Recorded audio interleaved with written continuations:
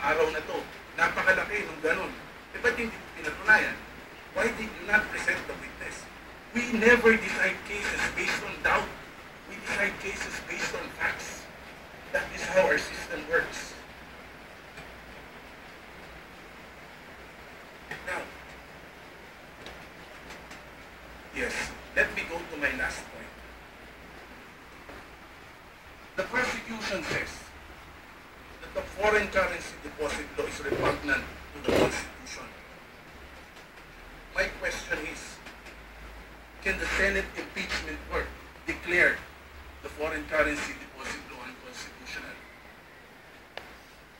The Constitution is clear. Cases involving the constitutionality of any treaty, international executive agreement, or law shall be heard by the Supreme Court and bank. That is very clear. And isn't it the greatest height of contradiction if it is the Senate who will declare the product of its own work, the law that came from it, as contradictory to the Constitution? Galing po sa inyo yung batas. Umasa po ang mga kababayan. Tapos sasabihin nyo, hindi nyo pwedeng gamitin pag kayo ay nanitis. And even assuming that there is a tinge of unconstitutionality, the rule is, decisions of this nature have prospective application. And let me read. The principle of prospectivity has also been applied to judicial decisions, which although in themselves not laws, are nevertheless evidence of what the laws mean. Punggok! Punggok lang! Judicial decisions applying or interpreting the laws or the Constitution shall form part of the legal system. Oh, pagod ka na, Kat!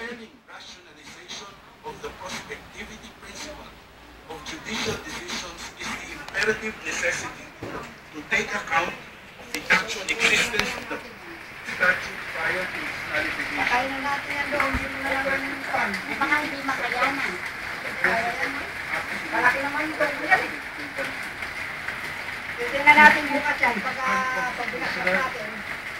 Papalitan na kuya yung gutter. Hindi bukas, pag-umaraw. Kasi, kailangan araw natin yan.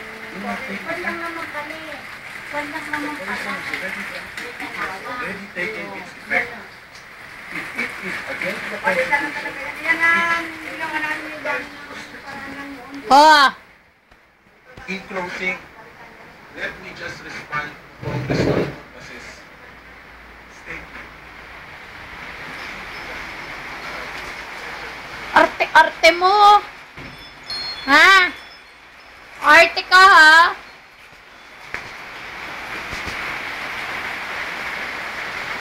Robbie!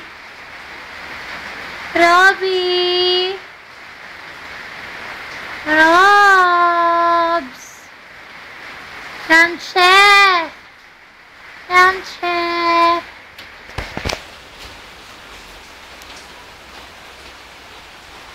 No! No!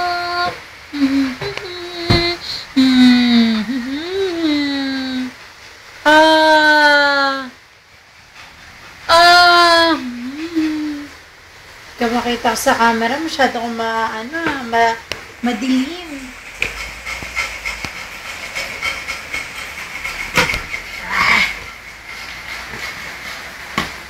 Sabi mo sa akin, pag bumabaha na dyan, sa dyan. Lulusong ulit ako. Diyos ko, kakaligo ko lang.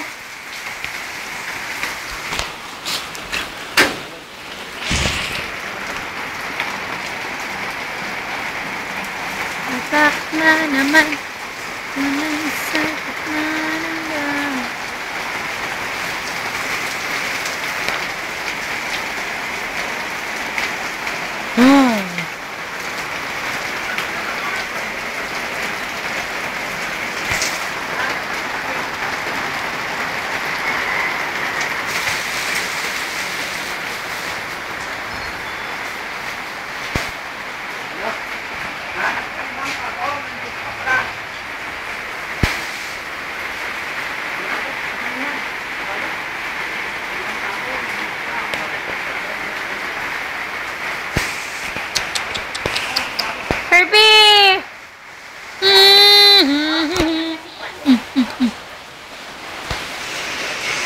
Merienda muna kayo, kuya.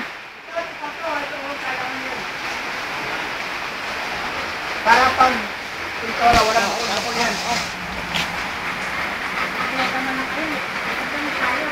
Yung payo ko. Baka kinuha ni Kuya Bray. Di ba pinanggap niya yung payo ko?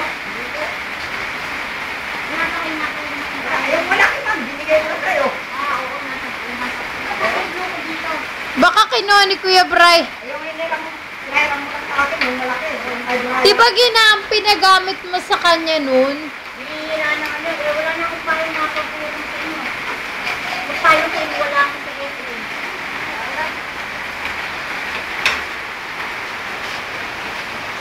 Ayun, yung payo na yung